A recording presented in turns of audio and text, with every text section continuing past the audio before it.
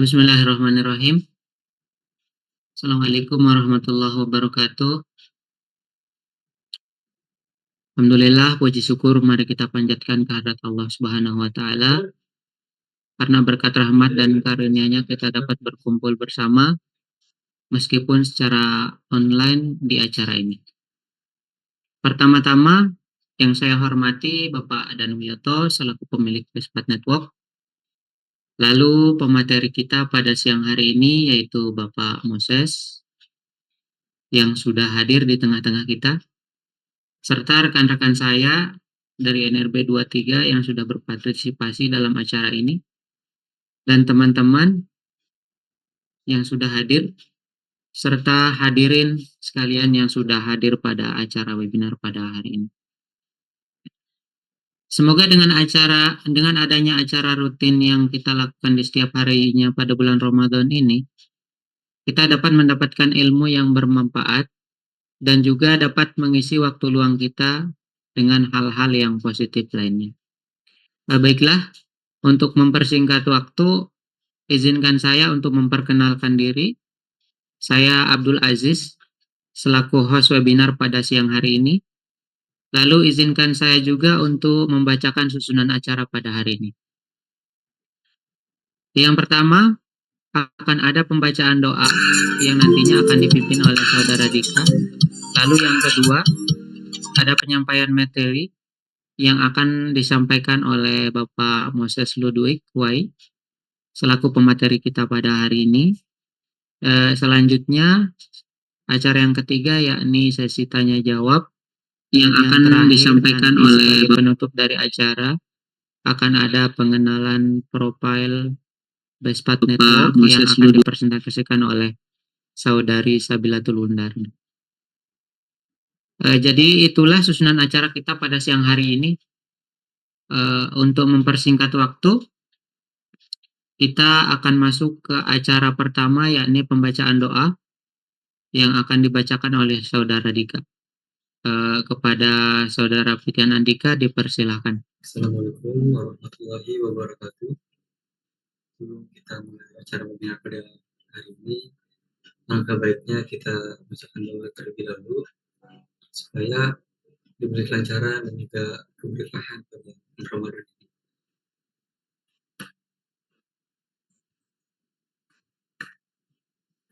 Bismillahirrahmanirrahim. Astaghfirullahaladzim.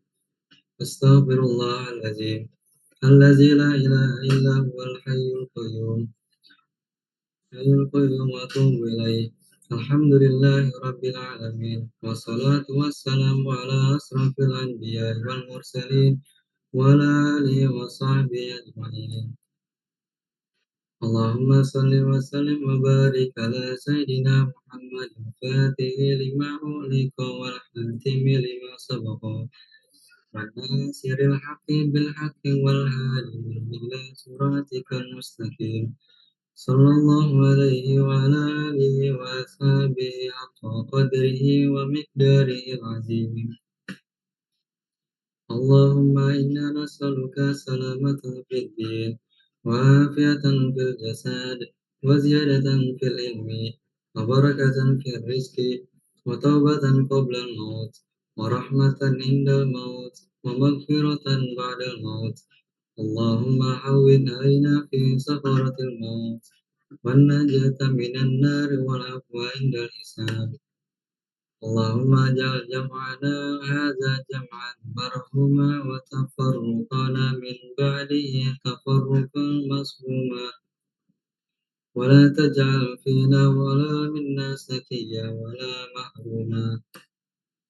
اللهم لا سهل إلا ما جعلته سهلا وأنت تجعل الحزن إذا شئت سهلا. Rabbi israh li sadri wa yassir li amri wahlul 'uqdatam min lisani yafqahu qawli. Allahumma afini fi badani, Allahumma afini fi sam'i, Allahumma afini fi basari. La ilaha illa anta subhanaka inni kuntu minaz zalimin. Ya Allah, ya Rahman, ya Rahim, Zat yang Maha Pengasih dan Penyayang, Tidak ada kemudahan kecuali yang Engkau buat mudah. Jika Engkau jadikan sebuah kesulitan, jika Engkau kehendaki, pasti akan menjadi mudah. Mudahkanlah segala urusan kami. Semoga Bespot Network bisa memberikan lebih banyak manfaat bagi seluruh umat. Bisa terus berkarya, tambah maju, tambah sukses, dan jadikanlah jalan yang sedang kami tempuh ini menjadi jalan yang diberkahi dan dirahmati oleh Ya Allah, ya Hafiz, ya Jalil, Zat yang maha menjaga dan mulia. Kami berlindung kepadamu dari segala macam penyakit yang sedang menimpa negeri ini, dan dari segala penyakit yang buruk dan mengerikan. Jauhkanlah kami dari musibah yang berbahaya ini, dan lindungi keluarga kami semua dari musibah, sehingga mereka dapat selamat di dunia dan di akhirat. Ya Allah, ya Ghafar, ya Qahar, Zat yang maha pengampun, kami sadari sepenuhnya telah banyak kelalaian dan kealpaan yang kami lakukan, kesalahan dan dosa yang kami perbuat. Sudilah kiranya Engkau ampuni dan maafkan kami. Dan ampunilah dosa kedua orang tua dan guru-guru kami yang telah berjasa mengajar dan membina kami. Sayangilah mereka sebagaimana mereka menyayangi kami di waktu kecil. Hingga ringanlah jalan bila tiba saatnya Engkau memanggilkan. Karena hanya kepadamu lah kami akan kembali. Rabbi firli wali walidayya warhamma kama rabbayani saghira. Rabbana atina fid dunya hasanah wa fil akhirati hasanah wa qina adzabannar. Subhana rabbika rabbil izzati amma yasifun wa salamun alal mursalin wa sallallahu ala sayyidina Muhammad wa ala alihi wa sahbihi wa sallam. Walhamdulillahi rabbil alamin. Al-Fatihah.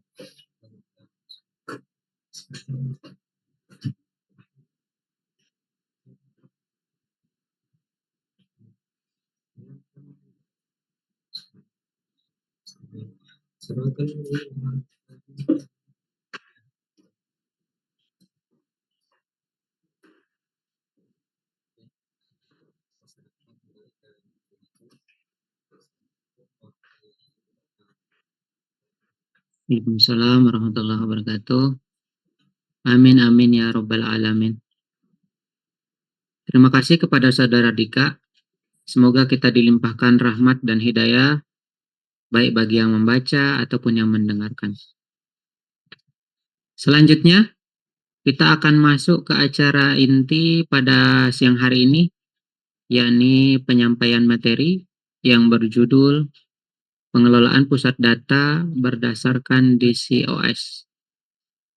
Namun sebelum itu, apabila ada ingin yang bertanya, dapat bertanya nanti pada sesi tanya jawab dengan cara menekan tombol raise hand, lalu open mic atau melalui chat Zoom. Baiklah, kepada Bapak Moses Ludwig Huwai, dipersilakan. Mic-nya kami persilakan, Pak.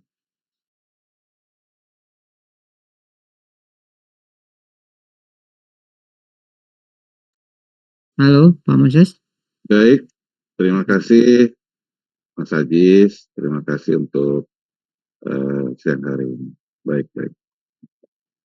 Sebelumnya saya mengucapkan Assalamualaikum warahmatullahi wabarakatuh. Salam sejahtera bagi kita semua. Terima kasih, tetap semangat di bulan puasa ini. Ya, sebentar lagi minggu depan kita juga sudah mulai Lebaran. Baik, sebelum kita masuk ke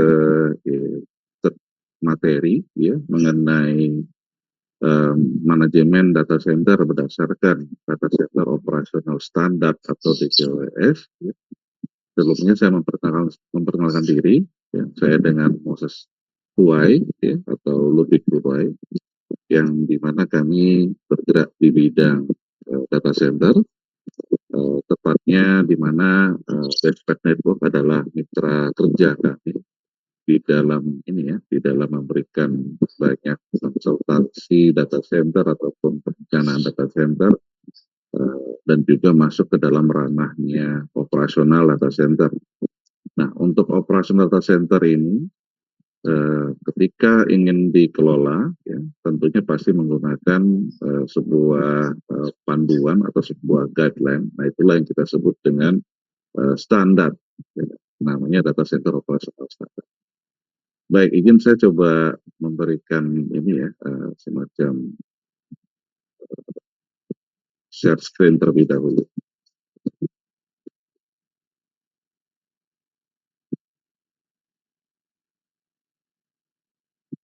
Apakah sudah terlihat tampil di layar?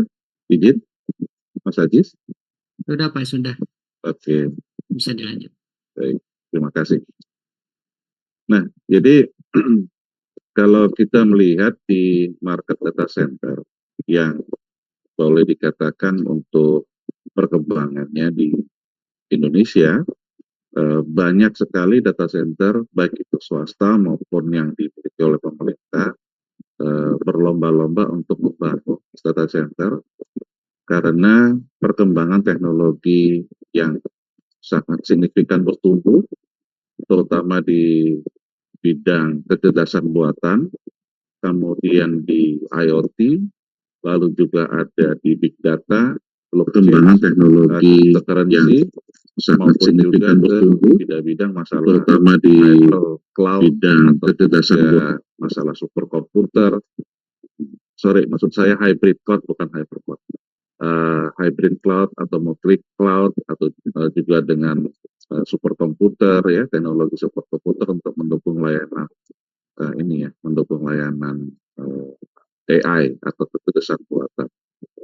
Jadi banyak sekali data center saat ini sudah meningkat pertumbuhannya, tidak hanya dari segi jumlah fisik bangunan ataupun ruangan data center, tetapi juga sampai ke arah teknologi, eh, sehingga mengakibatkan tingkat konsumsi kelistrikan juga bertumbuh, bahkan tingkat konsumsi pendinginan, ya, suplai pendinginan juga bertumbuh, dan mengakibatkan banyak sekali infrastruktur data center berkembang dan besar di negara kita. Bahkan di tahun 2023 yang lalu, eh, pertumbuhan revenue untuk masalah data center di Asia Tenggara, Indonesia itu nomor pertama, ya, nomor satu tingkat pertumbuhan revenue data center. Dan banyak beberapa juga pemain data center sudah melantai di bursa efek Indonesia yang kecenderungannya mengakibatkan ini ya, banyak orang juga ingin berinvestasi di saham tadi ya, terutama di nilai saham perusahaan data center karena nilainya sangat signifikan sekali sehingga mengakibatkan ini ya, banyak orang ingin masuk ke dalam data center baik itu swasta maupun pemerintah pun. Yang menjadi isu utama adalah ketika banyak orang berlomba-lomba berbagai market ini ya masuk ke dalam data center, yang mungkin masih belum dilihat itu adalah tata kelolanya. Ya, contoh sederhana seperti di IT. Di IT itu juga pasti ada tata kelola ya, baik COVID, TOGAP ataupun sistem tata kelola IT lainnya, misalnya ITAL. Nah, data center juga sama. Data center itu dalam hal melakukan tata kelolanya pasti mengadopsi dari antara COVID, TOGAP ataupun ITAL. Jadi artinya cenderungnya lebih ke arah menerapkan bagaimana menjalankan operasional data center itu jangan sampai downtime. Karena apa?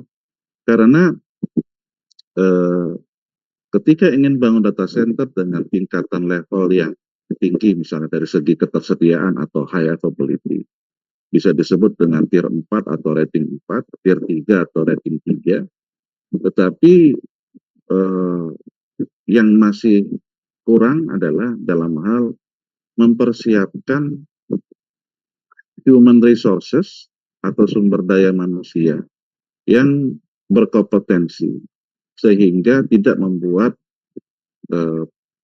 tidak membuat data center itu menjadi downtime gara-gara human error, ya, gara-gara human error. Nah, human error itu kalau kita lihat atau baca-baca dari beberapa literatur mengenai penyebab data center downtime, menjadi porsi nomor 2 setelah porsi pertama yaitu adalah hardware or system failure.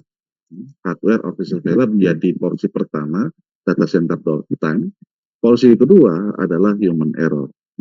Nah, oleh karena itulah kenapa di dalam data center ataupun di dalam IT operation biasanya itu pasti ada governance, ya. Governance, ada proses, ada eh, produk yang harus dijaga dengan baik sehingga layanan tadi tidak downtime. Nah, di data center juga sama, ya, pasti ada operasionalnya. Nah, oleh karena itulah nama operasionalnya itu disebut dengan DCOS, Data Center Operation Standard. Jadi DCOS operasional. Nah, pengertiannya seperti apa? Jadi seperti yang tadi saya juga jelaskan, DCOS ini muncul pertama kali tahun 2016, dikeluarkan oleh EPI tempat kami bekerja. EPI itu adalah Enterprise Product Integration yang berkantor pusat di Singapura. Saya sebagai perwakilan tunggalnya di Indonesia dan Bestpac Network adalah mitra kerja EPI secara resmi, yang dimana Pak Danu meminta kami untuk bisa menjelaskan atau memberikan pemaparan mengenai operasional data center berdasarkan DCOS, karena ini penting bagi market. Tentunya menjadi bagian untuk dapat diadopsi, sehingga kalau misalnya teman-teman di sini ingin melihat secara penjelasan detail dari berkaitan dengan DCOS ini, bisa mengunjungi website EPI, ya, www.epi-ap.com. Jadi artinya itu ada bagian dari di website tersebut membahas mengenai DCOS, bahkan ada beberapa prosedural juga bisa dibaca di sana secara online. Jadi monggo silakan untuk bisa akses ke website EPI. Nah, jadi di dalam data center operasional standar ini itu ada 11 domain.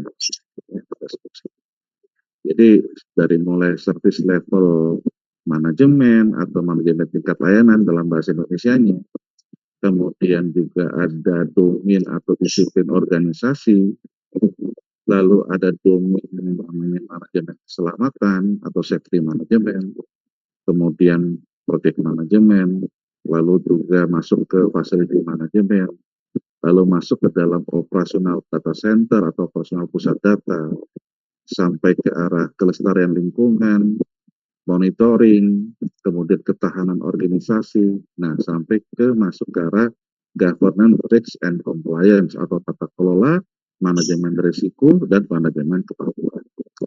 Nah, jadi artinya di dalam DCOS itu ada pembahasan 11 disiplin.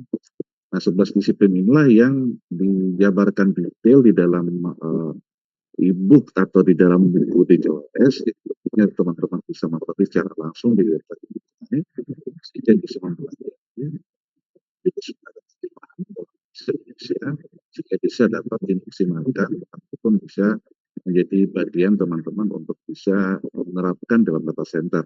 Nah, dan DCOS ini sudah ada versi update-nya, versi Core 21, yang tentunya bisa juga menjadi bagian untuk teman-teman apa saja perubahan. Nah, sebenarnya perubahannya ini ya, ada beberapa tapi tidak begitu banyak. Tapi inilah menjadi bagian bagaimana teman-teman bisa menerapkan setiap disiplin tadi sesuai dengan standar DCOS. Ya.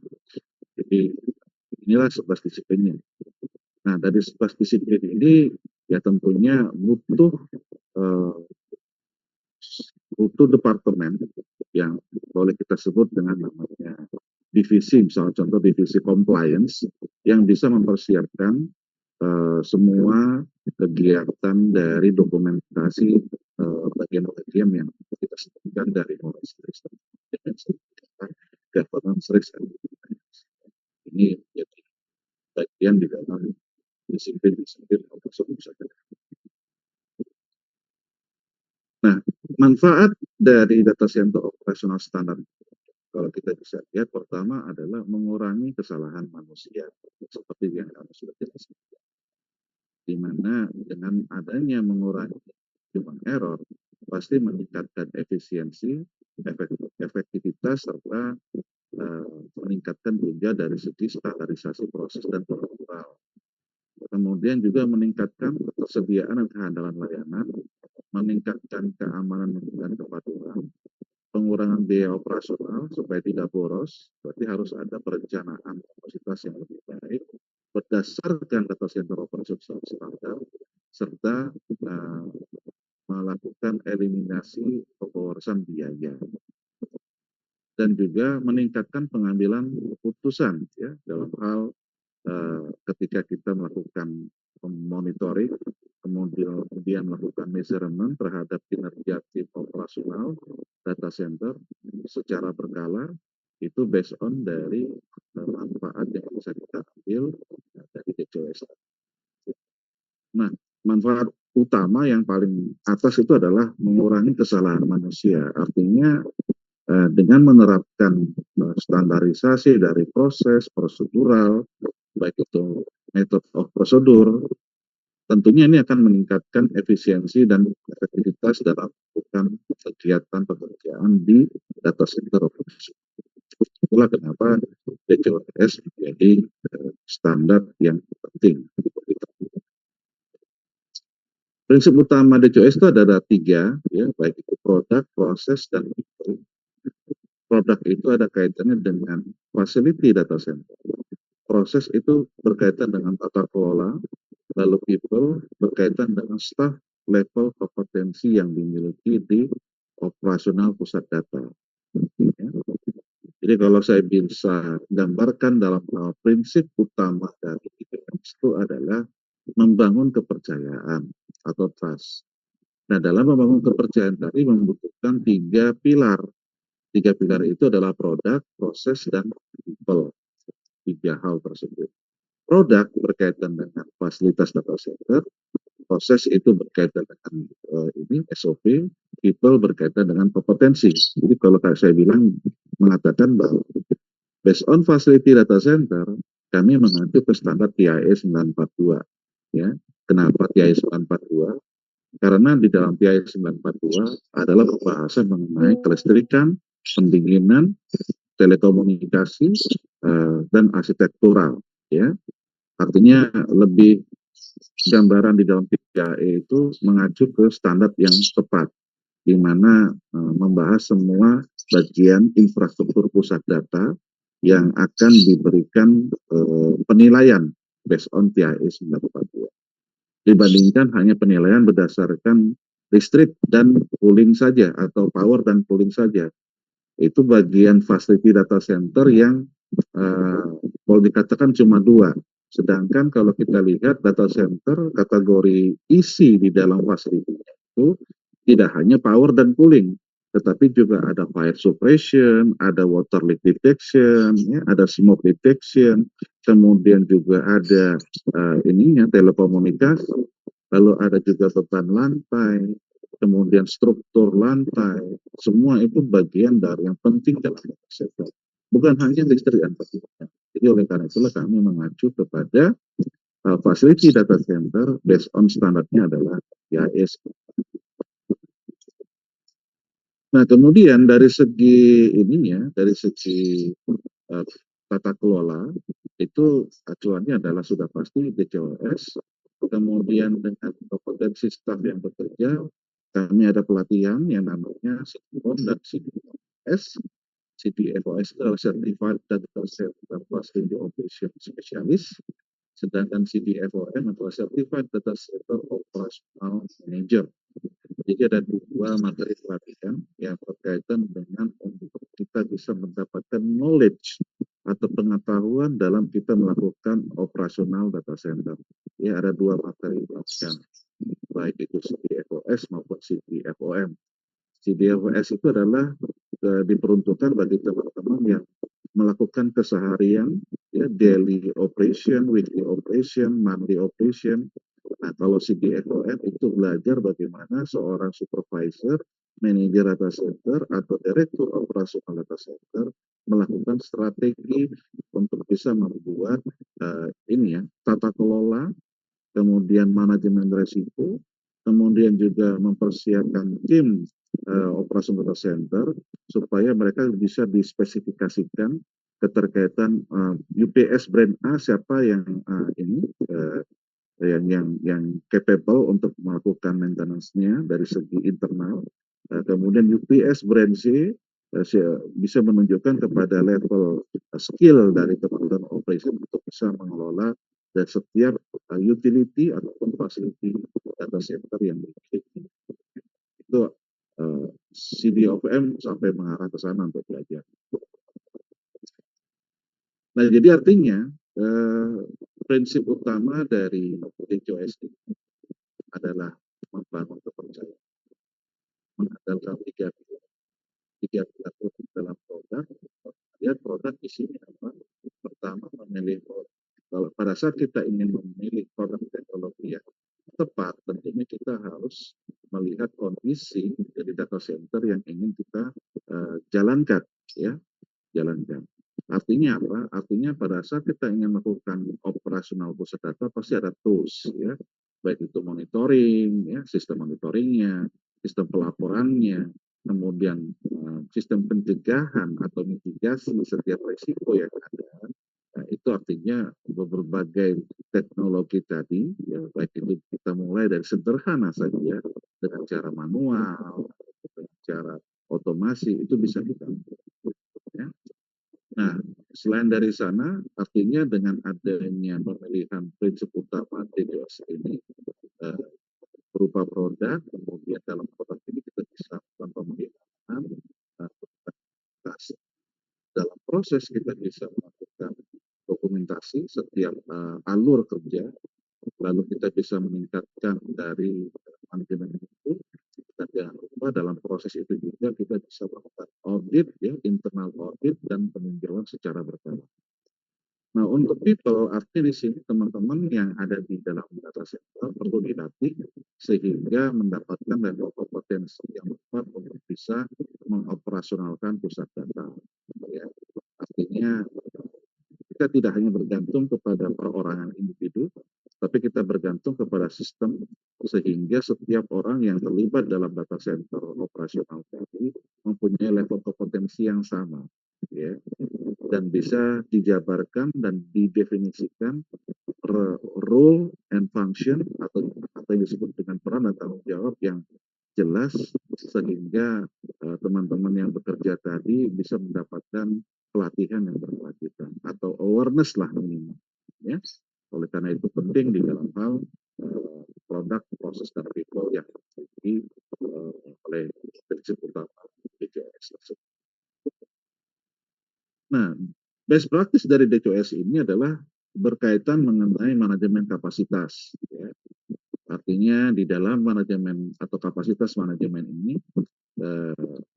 di dalam DCOS best practice-nya kita bisa melakukan pengelolaan pertumbuhan dan perubahan permintaan, ya. Jadi setiap ada request yang masuk itu bisa kita kelola menggunakan manajemen sistem yang ada di dalam operasional data center sehingga kita bisa buat diagram flow, kemudian juga kita bisa terapkan dalam hal operasional tersebut dalam beberapa kebijakan, beberapa prosedural sehingga kita bisa mengoptimalkan sumber daya yang ada, ya. Lalu dari segi ini manajemen keamanan, ya, artinya dengan menggunakan best practice di DCOS kita dapat mengimplementasikan dari segi pengendalian keamanan yang komprehensif, melakukan awareness, ya, kepada staff security maupun teman-teman data center juga. Kenapa? Karena keselamatan kerja, keamanan kerja di dalam data center itu adalah tanggung jawab bersama, ya, setiap orang. Bukan hanya spesifik kepada level-level tertentu, tapi tidak. Semua bertanggung jawab untuk safety di dalam data center maupun juga keamanan di dalam data center. Oleh karena itulah kenapa perlu adanya internal audit dan pengujian keamanan secara berkala. Nah, di dalam manajemen risiko ini adalah di dalam hal ini menjelaskan bahwa teman-teman dalam data center operasional wajib menerapkan rencana manajemen risiko dan juga wajib menerapkan namanya pemulihan bencana. Kenapa? Karena setiap mitigasi itu penting. Ya, kalau terjadi adanya kejadian gawat darurat yang mengakibatkan lumpuhnya operasional data center. Nah, sebelum lumpuh berarti kita harus menerapkan beberapa bagian yang uh, prosedural untuk bisa mencegah terjadinya downtime. Ya, kenapa? Karena kalau misalnya apalagi data center tersebut adalah data center kolokasi berupa fisik maupun juga kolokasi berupa cloud data center. Artinya memastikan ketersediaan layanan yang tinggi karena berdasarkan SLA, ya. Nah, itulah kenapa penting harus ada rencana manajemen risiko dan juga rencana pemulihan bencana. Nah, dengan ada demikian, berarti kita bisa meminimalkan dampak downtime yang terjadi karena based on dari best practice DCOS ini adalah untuk bisa kita mengelola resiko yang ada. Dalam mengelola resiko bukan berarti tingkat ketersediaan atau tingkat availability yang sudah dituliskan dalam SLA ataupun juga di dalam level pencapaian kualifikasi data centernya misalnya sudah pada level rating 4 atau tier 4 data center, ya. Apakah data center dengan kualifikasi atau ketersediaan high availability tadi dapat downtime? Jawaban dari saya bisa downtime. Ya. Kenapa? Karena dalam hal menerapkan operasional itu menjadi kunci utama, bukan pada tingkat availability-nya. Bagaimana kita merawat tingkat availability itulah, ya, ketersediaan itulah, serta reliability, ya, ketahanan dan data center tadi. Ya, kita lah sebagai penanggung jawab operasional center untuk menjamin layanan itu bisa berjalan dengan baik. Ya, artinya dengan tingkatan level rating 4 atau tier 4 data center belum tentu membuat teman-teman tidur dengan nyenyak. Malahan harus menerapkan manajemen risiko, manajemen keamanan, manajemen kapasitas, manajemen keterkaitan pengelolaan pusat datanya atau data centernya lebih harus lebih harus cermat dan juga harus lebih teliti dalam hal menerapkan setiap kegiatan tersebut sehingga mengakibatkan data center tidak downtime, ya. Nah, ini standar atau guideline operasional, ya. Kalau yang sebelah kiri itu adalah DCOS yang meliputi beberapa disiplin, ada 11 disiplin. Kemudian ada lagi yang MNO Stamp of Approval, ini dari Uptime Institute, ya. Perbedaannya secara signifikan sudah kami dapat jelaskan di gambar. Dari teman-teman bisa lihat bahwa di dalam DCOS 11 disiplin tadi, ya, ini ya, meliputi semua bagian-bagian yang di dalam operasional data center. Nah, kalau MNO Stamp of Approval yang dimiliki oleh Uptime, ada yang parsial yang diliputi, ada juga yang seperti organization, facility management, data center operation, monitoring, reporting, dan control itu di dalam MNO Stamp of Approval-nya Uptime itu di ini ya, mereka cover dengan jelas. Tetapi dari segi safety management, project management, kelestarian lingkungan, kemudian ketahanan organisasi, lalu keterkaitan dengan kepatuhan, resiko-resiko yang terjadi dalam data center supaya dapat dikelola, maupun dalam hal ini ya, dalam hal beberapa yang parsial seperti security management, service level management, itu pembahasannya tidak lengkap, bahkan juga tidak ada, ya, yang warna merah itu tidak ada sama sekali. Nah, artinya di dalam DCOS standar DCOS ini ketika diadopsi dan dijalankan disiplin-disiplin tersebut ini menjadi mempertahankan tingkat perawatan, tingkat operasional data center Bapak Ibu miliki sudah mencapai level yang tepat, ya. Nah, di dalam hal melakukan audit, biasanya kalau kami lihat di sini, Bapak Ibu, teman-teman juga, bahwa DPI itu mengukurnya adalah dari segi tingkat kematangan dari disiplin-disiplin yang tadi sudah kami jelaskan di awal. Nah, disiplin itu ya diukur, ini yang kami sebut dengan ukurnya adalah berupa tingkat kedewasaannya, ya tingkat kedewasaan atau maturity level. Jadi kalau teman-teman bisa dilihat di gambar untuk DCOS level pertama itu disebutnya dengan inisial, ya inisial. Artinya tingkat kematangan level inisial tidak ada dokumen, tidak ada monitoring, tidak ada pelatihan, dan tidak ada proses sama sekali. Artinya ketika diukur level ini adalah level inisial. Nah, untuk tingkat kematangan level kedua itu disebut dengan repeatable, di mana dokumen tidak diproses, ya, undocumented processes, kemudian lebih cenderung ini ya, mengandalkan individu, ya, lebih mengandalkan individu. Jadi kebanyakan ketika eh, dalam operasional data center cenderung mengandalkan individu. Pada saat individu ini sedang mengalami sakit, ya, amit-amit misalnya, kemudian misalnya sedang cuti, lalu contoh minggu depan hari raya, Lebaran, Idul Fitri, otomatis pasti cuti. Akibatnya semua knowledge tata kelola, IP address, ataupun juga bagian dari skema keamanan jaringan, lalu juga bagian-bagian penting yang harus dapat didelegasikan kepada tim yang lain, tetapi karena bergantung kepada individu, akibatnya apa?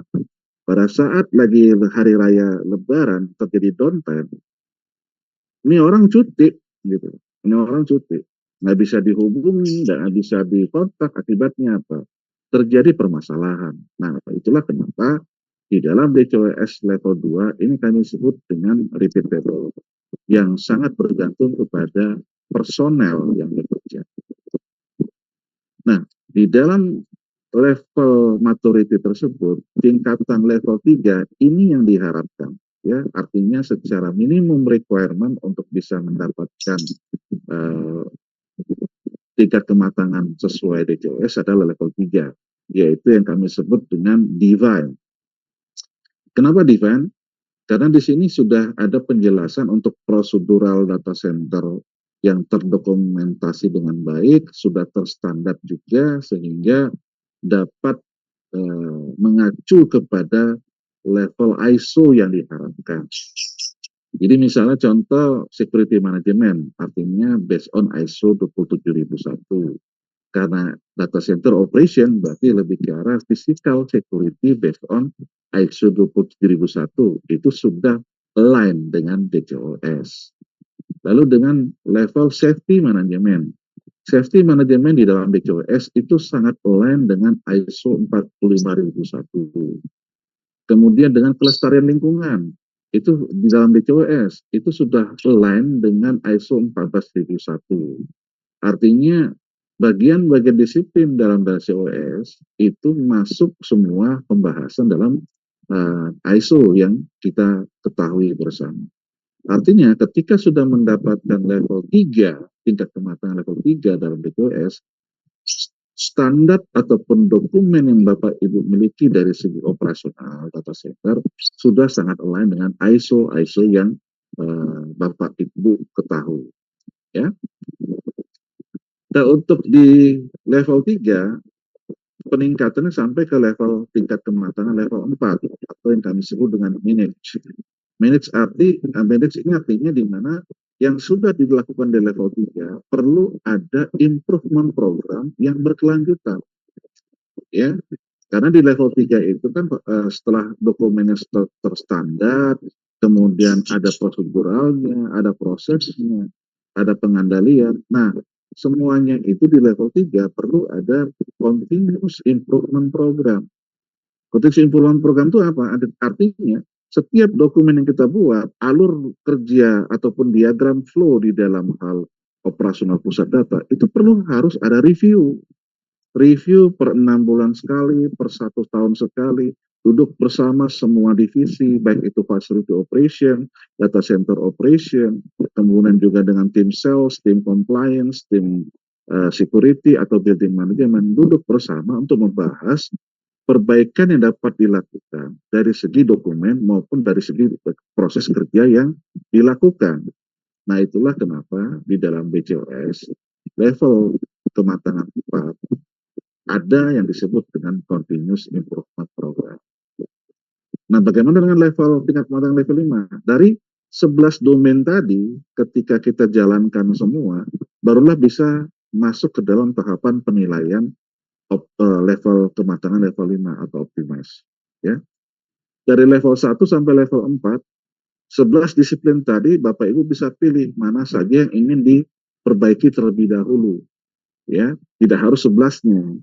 Nah, kalau level 5 atau optimize itu bisa sampai 11-11-nya dilakukan perbaikan lalu bisa dinilai oleh EPI. Tapi kalau level tingkat kematangan level 1 sampai level 4 atau manage yang 11 domain itu bisa dipilih. Misal contoh yang dipilih service level management, facility management, data center operation, dan monitoring. Ya.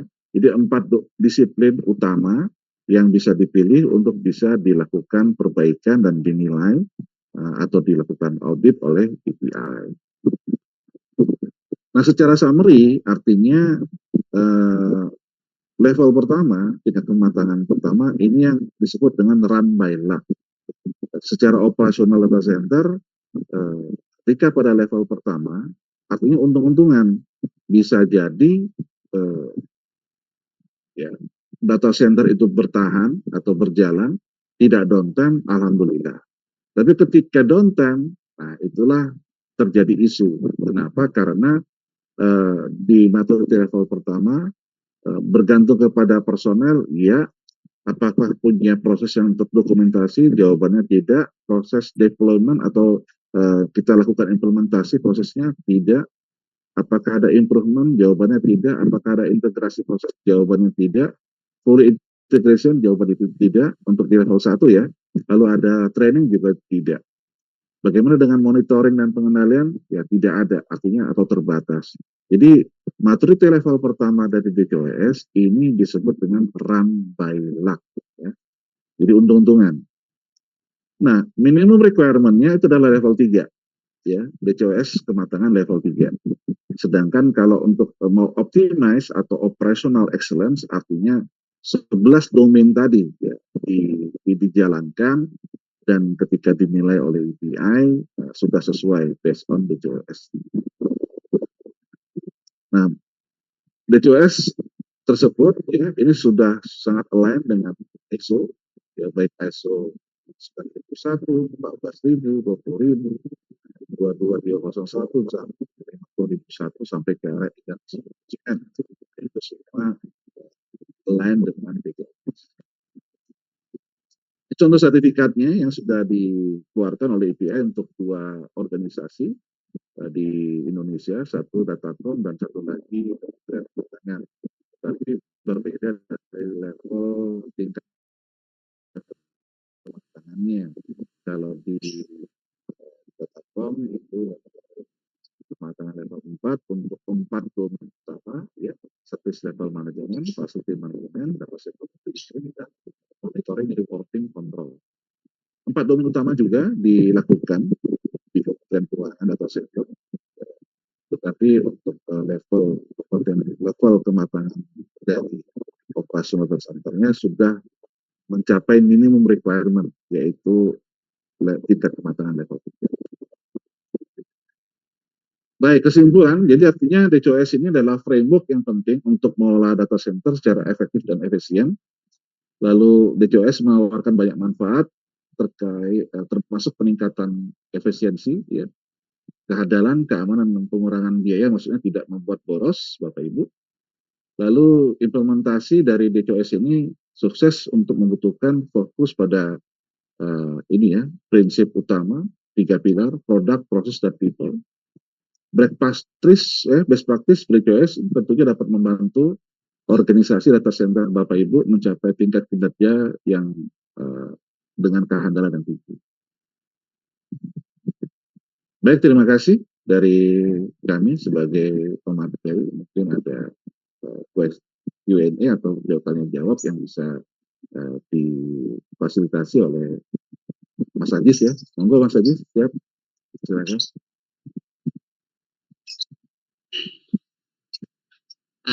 Terima kasih kami sampaikan kepada Bapak Moses atas penyampaian materi yang sangat menarik dan yang pasti menjadi ilmu baru juga untuk utamanya untuk saya pribadi.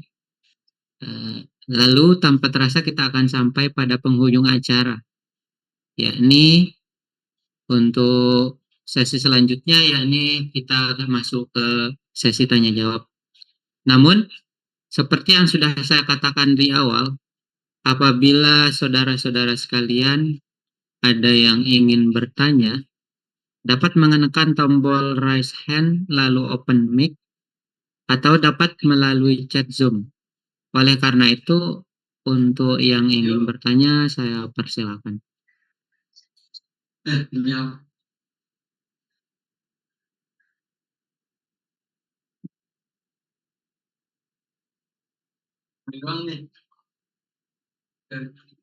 Jangan gue dah, gue ngenin materi soalnya. Persilakan, mungkin ada yang mau bertanya. Serius aja.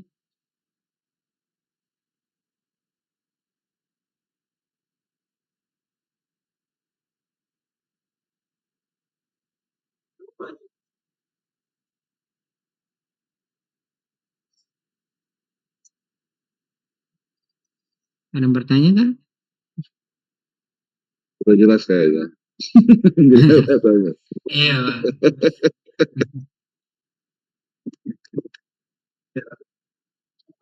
Ya. Oke, baik.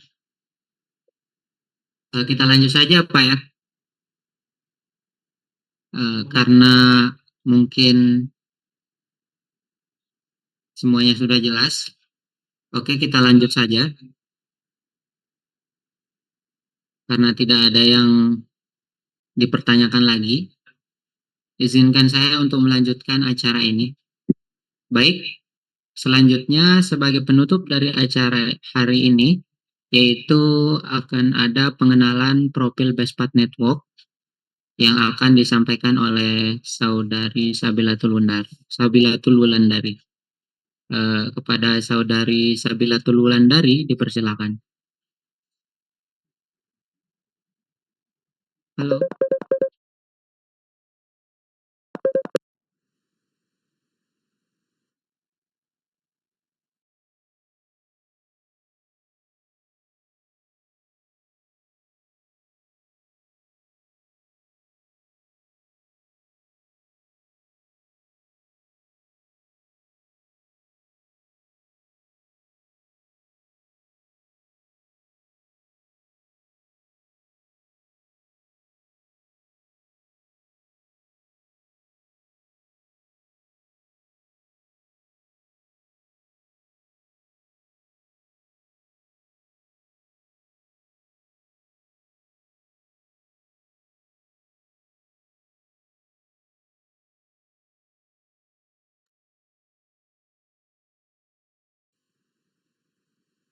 Baiklah, kami ulangi.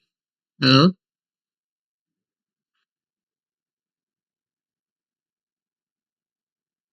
Mohon izin. Acara terakhir, yakni pembacaan profil Bespat Network yang akan disampaikan oleh Saudari Sabilatul Wulandari. Kepadanya disilakan. Baik, terima kasih kepada moderator atas waktunya.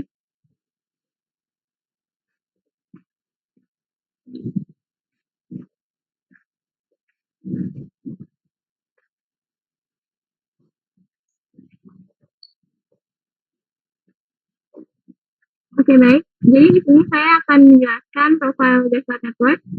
Jadi Bespat Network atau BPN ini didirikan pada tahun 2016 dan merupakan perusahaan yang menyediakan layanan di bidang data center, network, security, training, dan konsultan.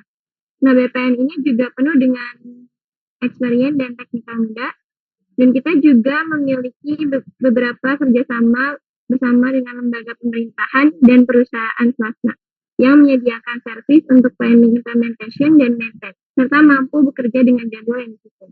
Lalu bisa dilihat di sini, di sini ada foto dari Bapak CEO kita, yaitu Bapak Muhammad Daryoto. Dan BPN ini memiliki layanan untuk training dan pembelajaran. Dalam hal layanan training dan pembelajaran kita, ada Mikrotik, Cisco, Juniper, H3C, dan Huawei. Lalu kita juga melayani konsultasi solusi network, pelatihan training, dan solusi untuk data center. Dan kita juga melayani beberapa proyek. Dalam hal pembangunan, kita melayani maintenance, support ke tempat, monitoring, helpdesk, assessment, dan implement. Lalu dalam hal development, kita melayani konsultan, IT data center facility, IT enterprise solution, dan data center sipil. Lalu dalam hal training, kita melayani soft skill, exam, dan certification. Dalam hal classroom, kita melayani training online dan training offline. Lalu BPN juga sebagai solusi langkah pertama dalam hal planning, development, monitoring, controlling, maintain, dan audit. Lalu ini merupakan tim profesional yang ada pada BPN. Yang pertama ada Bapak Doni Yoto selaku pemilik dari Desktop Network.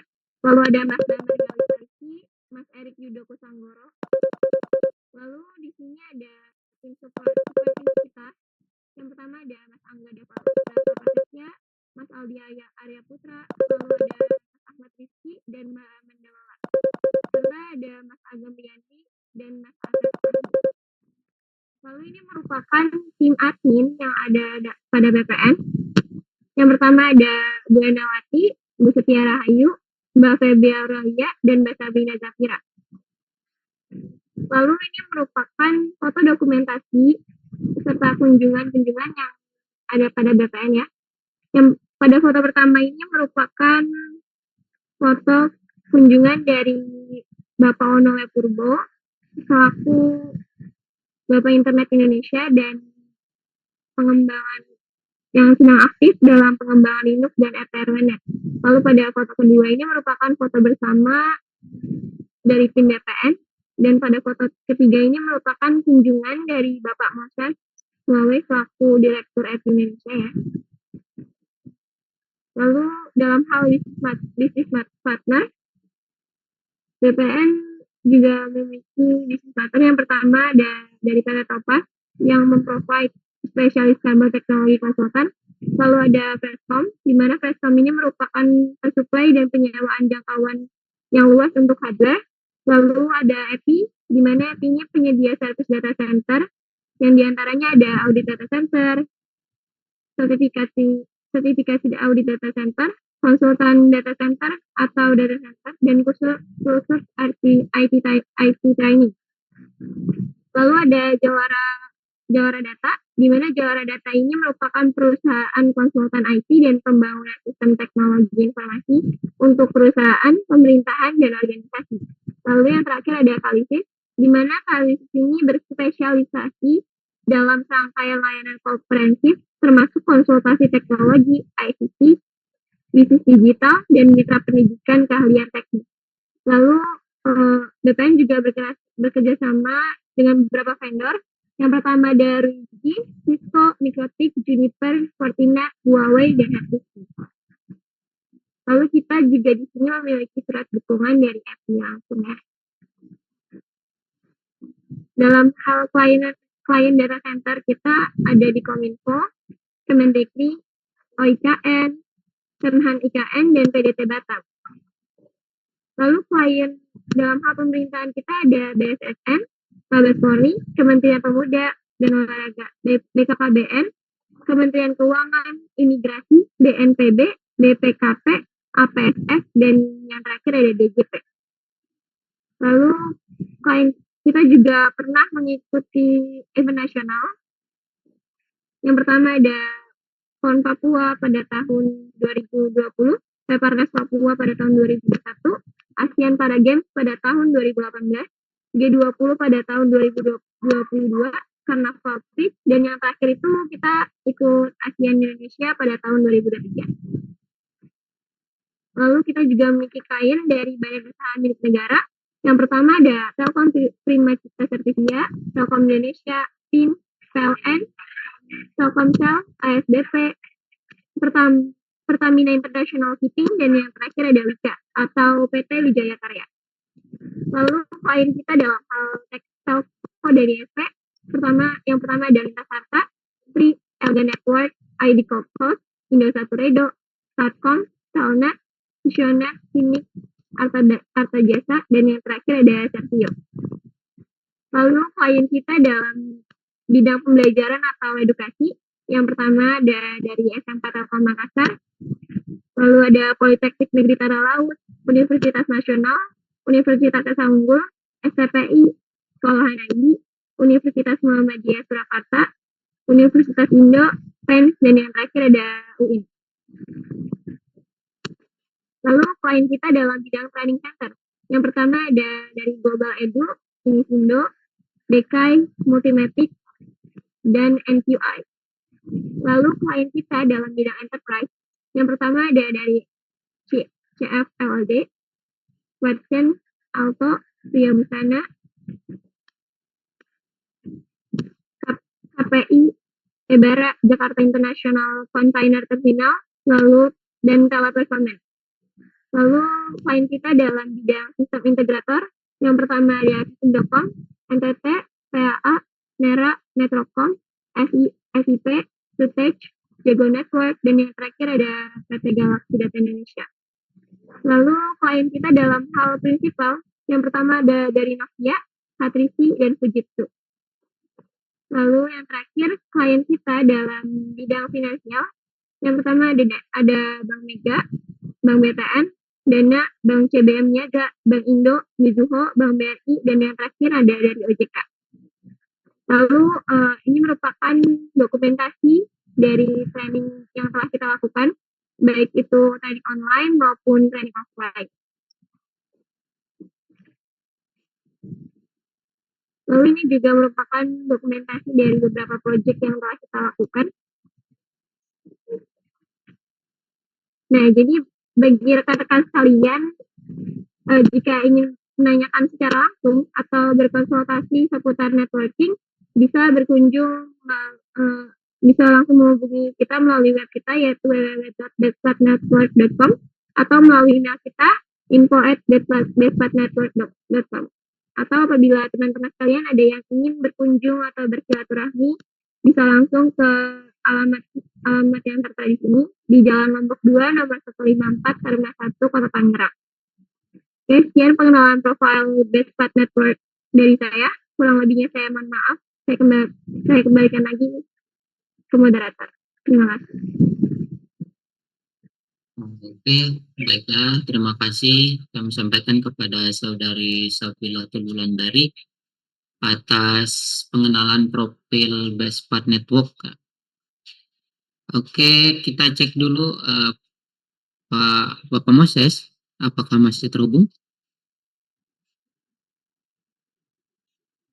Ya, Baik, Pak. masih. Oke. Ini ada pertanyaan Pak dari Bapak Arianto Sutomo. Oke. Nah, bagaimana cara Pak? Benchmark DCO, ya, benchmark DCO maturity. Baik, terima kasih Pak Arianto untuk pertanyaannya. Jadi benchmarking untuk data center operation maturity itu bisa dimulai dari kita bagaimana kita ingin menerapkan dari 11 disiplin tadi, kita ingin memilih yang mana dulu yang kita akan perbaiki, ya kan, dari segi disiplinnya. Dari sana baru kita bisa analisa ya tingkat kematangannya. Penjelasannya kan tadi sudah ada ya. Kalau misalnya pada level 1 dan level 2 sudah pasti itu yang belum mencapai tingkat kesesuaian dari minimum requirement dari JCOS tadi, yaitu level 3. Nah, level 3 itu artinya dokumen-dokumen pertama Bapak perlu mendapatkan e-book JCOS ya, bisa dibeli dari website API. Silakan akses ke sana. Nanti kelengkapan dari poin-poin apa saja yang harus tercantum di dalam dokumen yang ingin diperbaiki disiplinnya. Misal contoh dari segi level facility management. Dalam facility management itu ada namanya untuk tingkat perawatan, baik itu preventif, prediktif, korektif, reliability maintenance, itu semua ada. Jadi artinya tinggal bagaimana kita ingin memilih. Contoh sederhana di dalam data center operation, pasti pemilihan untuk tingkat perawatan atau pemeliharaan adalah preventive maintenance. Nah, tahapan preventive maintenance dalam data center operation di dalam DCOS itu ada poin-poin yang bisa diadopsi dan diterapkan seperti itu. Jadi artinya bagaimana tingkat kematangan dari segi preventive maintenance tadi, penjelasannya sudah ada di dalam DCOS. Jadi dari sana barulah kita bisa menerapkan untuk memperbaiki setiap disiplin yang ada lainnya.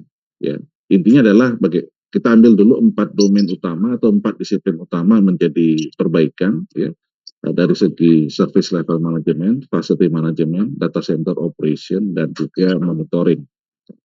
Atau misalnya ingin mulai dari satu-satu, nggak ada isu, ya. Misalnya kita mulai dari monitoring dulu, ya. Monitoring dulu diperbaiki, lalu masuk ke facility, kemudian operation, baru ke service level management. Kurang lebih begitu Pak Rianto, tutup. Terima kasih. Ya.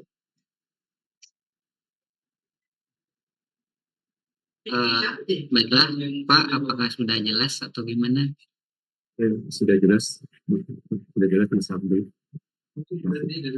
Oke, terima kasih kami sampaikan kepada Bapak Moses, Pak Arianto juga. Terima kasih kepada semuanya, saudara-saudara sekalian yang sudah hadir. Kami ucapkan terima kasih banyak kepada Bapak Moses atas waktu dan ilmu yang telah diberikan. Lalu saya ucapkan terima kasih juga kepada pembaca doa dan pembaca profil untuk teman-teman sekalian yang telah meluangkan waktunya untuk hadir. Dan juga semoga apa yang telah kita dengar, lihat, dan baca dapat menjadi ilmu yang bermanfaat bagi kita semua. Akhir kata, saya Abdul Aziz selaku host acara webinar pada siang hari ini, dan rekan-rekan saya, kami pamit undur diri. Kurang dan lebihnya, kami mohon maaf yang sebesar-besarnya. Sekian, wabillahi taufiq wal hidayah. Assalamualaikum warahmatullahi wabarakatuh.